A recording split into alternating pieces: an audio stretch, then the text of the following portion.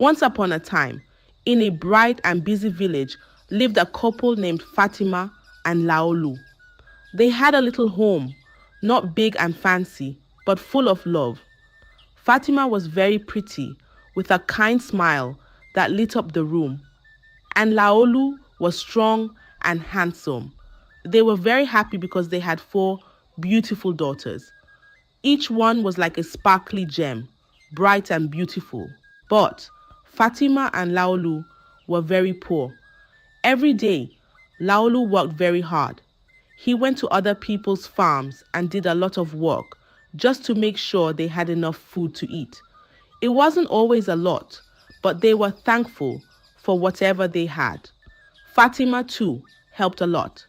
She fetched water, washed clothes for other people, and carried loads in the market, all to add a little more for their family. But even with all their hard work, things were tough. The little girls were growing and they needed things like books and pencils for school. But Fatima and Laolu often found it hard to pay for these. Sometimes the girls would come home early from school because they couldn't pay the fees. It made Fatima and Laolu sad, but they hugged their daughters, played with them, and tried to make each day as happy as they could.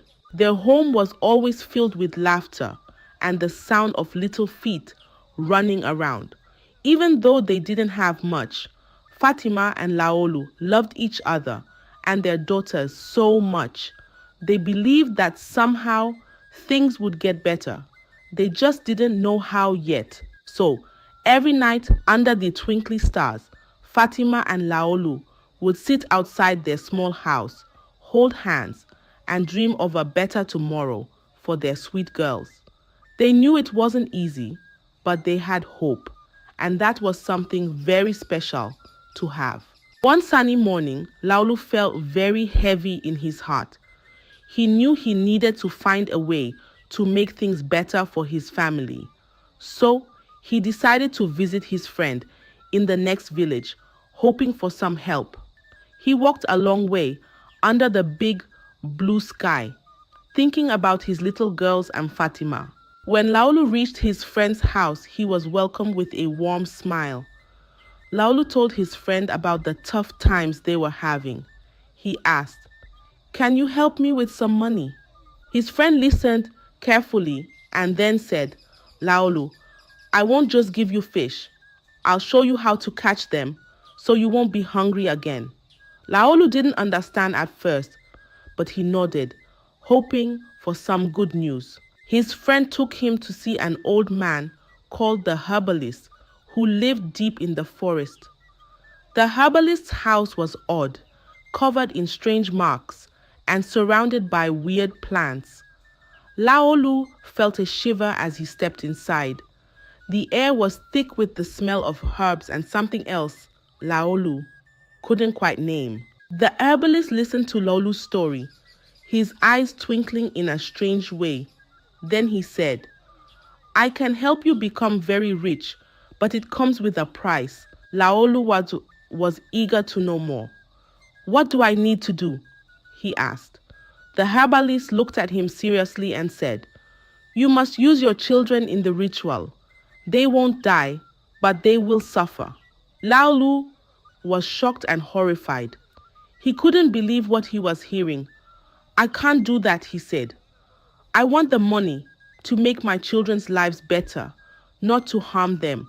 I'd rather leave than to do this to my own daughters." But then the herbalist said something scary.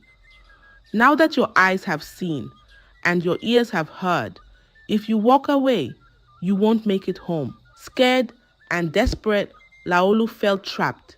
He thought about their little house, the unpaid school fees, and the empty pots at dinner time. With a heavy heart, Laolu agreed to the herbalist's dark deal, hoping somehow it wouldn't be as bad as it sounded. The herbalist gave him a black powder and instructed him to mix it into his children's food. He left the herbalist's house with a small black pouch and a promise that things would change. But as he walked home, the weight of what he had agreed to felt heavier than anything he had ever carried. After Laolu came back from the herbalist's dark and spooky hut, he was quiet and sad. He did what the herbalist told him to do, putting a little bit of the black stuff into his daughter's food. He hoped with all his heart that it wouldn't hurt them, that somehow everything would be okay. But the next day, something strange and sad happened. A strong wind blew through the village like it was angry about something. It wasn't just any wind. It whistled and howled, rattling doors and shaking trees. Everyone in the village talked about this strange wind. But for Laolu's family, it brought something worse. His eldest daughter, the one with the brightest smile, lost her sight. She couldn't see anything anymore. She cried, saying everything was dark. Laolu's heart broke into 1,000 pieces. He wanted to believe it was just the wind, that it was a strange accident. But inside, he knew it was because of the black stuff. The village whispered about the wind and the sudden blindness of Laolu's daughter. Then, on a day that seemed just a little too quiet, a mysterious man came to the village. He wore all black, from his hat to his boots, and he carried a big, heavy sack. He walked straight to Laolu's house, his steps silent and swift. He told Laolu and Fatima that he had heard of their daughter's misfortune and had come to help. "Do not open this sack until I leave," he said with a smile that didn't quite reach his eyes. Laolu and Fatima were puzzled but hopeful. They watched the man walk away, and then they opened the sack. Inside, it was filled with money, shiny and gold. For a moment, they forgot their worries and danced around, laughing and holding each other. They thought this was the end of their troubles, that maybe the herbalist's deal wasn't so bad after all. But as the coins glittered in the sun, Fatima looked at her daughter, still unable to see, and felt a chill. The stranger had left them wealth, but the strong wind had taken something far more precious. Laolu tried to calm her fears, saying it was just a twist of fate. But he alone knew that this was just the beginning.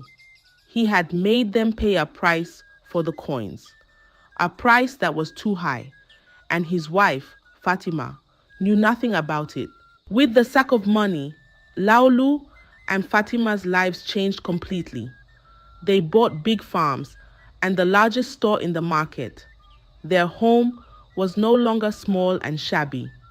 It became a big, beautiful house with many rooms. Laolu and Fatima were now rich, and everyone in the village admired them. Their daughters too enjoyed the new luxurious life. They wore the prettiest clothes and had the most beautiful things. They ate the best food and never went hungry.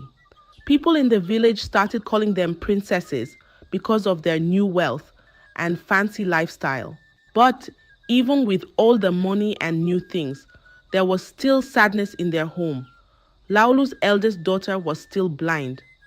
Fatima often begged Laolu to use some of the money to take her to a healer. But Laolu always said no.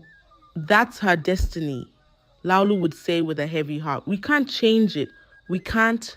Fatima felt sad for her daughter, but she didn't know what to do. She trusted Laolu and believed that he knew best. The villagers sometimes whispered about the blind girl and wondered why Laolu didn't try to help her, but no one dared to ask him directly. So, while the family enjoyed their new wealth, there was always a shadow of sadness in their hearts. Laolu and Fatima tried to focus on the good things, but deep down, they knew that their happiness had come at a great cost. 2 years passed, and Laolu and Fatima continued to live a life of luxury. Their farms were prosperous, and their store was the biggest in the market. Their daughters enjoyed the finest things, but the shadow of the first sacrifice still lingered. Then, one day, the herbalist sent for Laolu. Laolu knew what this meant. He went to see the herbalist, who told him it was time to renew his wealth. This time, The sacrifice had to be his second daughter. Laolu felt his heart sink. He didn't want to harm another child, but the herbalist warned him again. If he didn't make the sacrifice, he would lose all his wealth and go mad. Laolu felt trapped. After much fear and reluctance, he agreed. He returned home with a heavy heart and mixed another black powder into his children's food. The next morning, his second daughter couldn't speak or hear. She became deaf and dumb. The family was heartbroken, and Fatima cried for her child. But Laolu told her it was destiny, just as he had before. A few days later, the same mysterious man in black appeared at their door. This time, he said he was traveling and asked to stay the night. By morning, he was gone, but he left behind another big sack of money. Laolu and Fatima opened it and found it filled with money again. They were rich once more. Fatima begged Laolu to use some of the money to help their second daughter, but Laolu refused. He insisted it was her fate, and there was nothing they could do. Fatima started to feel suspicious, but she stayed silent, not knowing what to believe. The family continued to live in luxury, but now, with two daughters who were suffering. Laolu and Fatima tried to enjoy their wealth, but the price they had paid weighed heavily on their hearts. The pattern repeated itself: a visit to the herbalist, a new affliction for another daughter, and a visit from the man in black with his cursed gifts. With each cycle, the family's wealth grew, and so did the silence in their home. Laughter became rare, and smiles were strained, as if they were trying to remember how they used to curve. Fatima watched her daughters change. Once full of mischief and mirth, they now moved through their days with a quietness that was too heavy for their young shoulders. She saw Laolu's once bright eyes grow darker with each secret he kept buried, each deal he struck in the shadows. Fatima began to feel that something was very wrong. She couldn't understand why their daughters were suffering so much while they had so much money. Laolu's refusal to help their children made her even more suspicious. She decided to find out the truth. One day, Fatima quietly followed Laolu as he left their home. She hid behind trees and bushes, making sure Laolu couldn't see her. Laolu walked to the herbalist's hut, and Fatima watched from a distance. Inside